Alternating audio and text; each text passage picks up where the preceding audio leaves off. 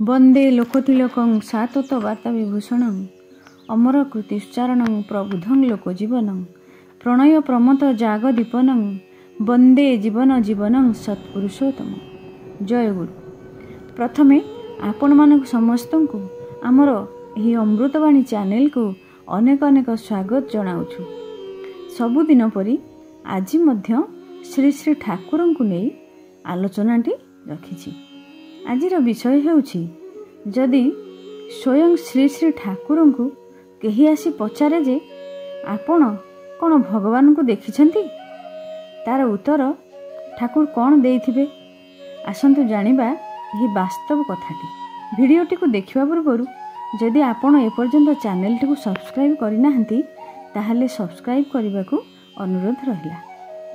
मनीष बेले बेले एपरी हो जाए जे तार स्वार्थ पई हेउ बा भोग मोहर बशवर्ती होई आखिरे एपरी अंधपुटुली बांधि थाए जे स्वयं ठाकुर को मध्य चिन्हि पारि न थाए। गोटे दिनर कथा, अपराह्न समय होई थाए। श्री श्री ठाकुर बड़ाल बंगलार उत्तर दिगरे निज चौकी उपरे बसिछंती। हठात 3 जन युवक द्रुत गति रे आसी श्री श्री ठाकुर निकट में पहुँचिले। श्री श्री ठाकुर सेमानकु सतरंजी उपरे बसिबा पई इंगित कले। किछि समय चुपचाप बसिबा परे हठात जनक पर जणे श्री श्री ठाकुर को निज निजार प्रश्न पचारिबाकु लागिले। प्रथम युवकंक प्रश्न, आपण कोन भगवान? द्वितीय युवकंक प्रश्न, आपण भगवान को देखिछंती? तृतीय युवक जनक प्रश्न पचारिले, आपण भगवान को देखाई पारिबे? यही प्रश्न सब शुणी श्री श्री ठाकुर नीरव रहिले।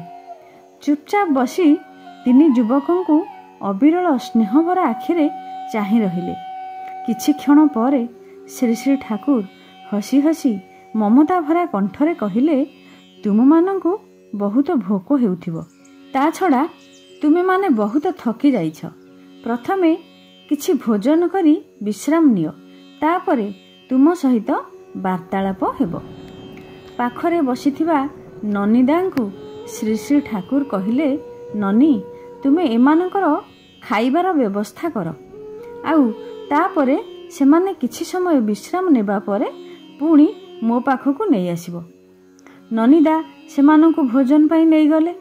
भोजन सारी सेमाने कहिले, ननी बाबू आमे माने आश्रम बुलाबुली करी किछि समय विश्राम करि सारिबा परे आपणଙ୍କୁ भेटिबु। ननीदा सम्मति जणाइले और कहिले, आपण माने किंतु मो सहित रात्रि भोजन पाई आसिबे। ठीक अछि कही 3 जन जाक चली गले। रात्रि भोजन समय रे ननीदा सेमानଙ୍କୁ पचारिले, आपण माने तो आउ श्री श्री ठाकुरଙ୍କ पाखକୁ गले नाही? से संध्या समय रे बसिथिला बेले आपण मानଙ୍କୁ अपेक्षा करुथिले। सेमानଙ୍କ मध्यरु जणे कहिले, आम मानकर प्रश्नर उत्तर आमको मिलीगला, तेणु आउ जिबा दरकार पड़िला नाही। ननीदा विस्मित होई पचारिले, आपण माने तो श्री श्री ठाकुरଙ୍କ पाखକୁ गले नाही? उत्तर काहाठारु पाइले? सेमानଙ୍କ मध्यरु जणे युवक कथाटाकु विस्तृत करी आनंदर सहित कहिले, दादा आमे 3 जन बांकुड़ा हाईस्कूल शिक्षक स्वामी निगमानंद शिष्य। सेही स्कूल रे श्री श्री ठाकुर जड़े शिष्य मध्य अछंती। से सबुबले कहती श्री श्री ठाकुर हेउछंती भगवान। आमे माने निष्पत्ति नेलु जे निजे आश्रम जाई परीक्षा करिबु श्री श्री ठाकुर कोन सतरे भगवान। सेथिपाई आमे 3 जन गत रातिरु बांकुड़ारू यात्रा आरंभ कलु। आमे रातिरे किछि खाई पारि नथिलु। आम मानकु प्रबल भोक लागुथिला। श्री श्री ठाकुर आम मानकु देखु देखु जानिगले जे आमे माने भोकिला अछु। केवल जने स्नेहमयी माँ ही बुझी पारि थाए जे तार संतान को केतेबेले भोक लागुछि। अन्य केही एकथा बुझी पारंती नाही। संतानर खाइबा और विश्राम नेबा पाई चिंतित रहिबा माँ छड़ा आउ एते କେହି ବି କରନ୍ତି ନାହିଁ। ଏତେ ମାତୃସ୍ନେହ ଏବଂ ମମତ୍ୱ ଯାହାଠାରେ ଭରି ରହିଛି ସେ ହିଁ ଭଗବାନ ନୁହନ୍ତି କି? ସତକଥା କହିବାକୁ ଗଲେ ଆମ୍ଭେମାନେ ଏପରି ପ୍ରେମୀ ମଣିଷକୁ ଜୀବନରେ କେବେ ବି ଭେଟି ନାହୁଁ। ଏତିକି କହୁ କହୁ ତିନି ଯୁବକଙ୍କ ଆଖି ଛଳଛଳ ହୋଇଗଲା। ବାସ୍ତବରେ ଶ୍ରୀ ଶ୍ରୀ ଠାକୁର ଥିଲେ ପ୍ରେମୀ ଠାକୁର। ସେ ତାଙ୍କ ପ୍ରେମରେ ସାରା ବିଶ୍ୱକୁ ବାନ୍ଧି ରଖିଥିଲେ। ମଣିଷ ଅଜ୍ଞାନ ରୂପୀ ମୋହରେ ଅନ୍ଧ ହୋଇ ତାଙ୍କୁ ବୁଝିପାରେ ନାହିଁ। ଅହଙ୍କାର, ଲୋଭ, କ୍ରୋଧର ବଶବର୍ତ୍ତୀ ହୋଇ ବାରମ୍ବାର ପଥ ହୁଡ଼ିଥାଏ। ମୋ ଠାକୁର ପୁସ୍ତକରେ ଲେଖାଯାଇଛି ଯେ ମଣିଷ ଯେତେବେଳେ ଏହି ଅହଙ୍କାର ପ୍ରବୃତ୍ତି ଦ୍ୱାରା ପରିଚାଳିତ ହୋଇ ପ୍ରବୃତ୍ତି ତତ୍ପର ହୋଇଉଠେ, ସତ୍ତାକୁ ଅବଜ୍ଞା କରେ, ତାକୁ କୁହନ୍ତି ମୋହ।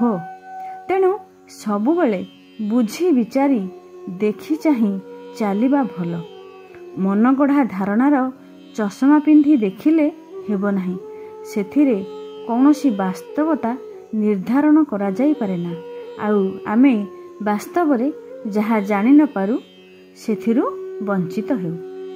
ଆଜିର ଆଲୋଚନାଟିକୁ ଏଇଠି ରଖୁଛି। ଆଲୋଚନାଟି କିପରି ଲାଗିଲା ନିଶ୍ଚୟ କମେଣ୍ଟରେ ଜଣାଇବେ। ଶେଷରେ ସମସ୍ତଙ୍କର ପଞ୍ଚମହାବିଧ ଜୀବନର ମଙ୍ଗଳ ପାଇଁ ଦୟାଳଙ୍କ ନିକଟରେ ପ୍ରାର୍ଥନା ଜଣାଇ ରହୁଛି। ଜୟ ଗୁରୁ।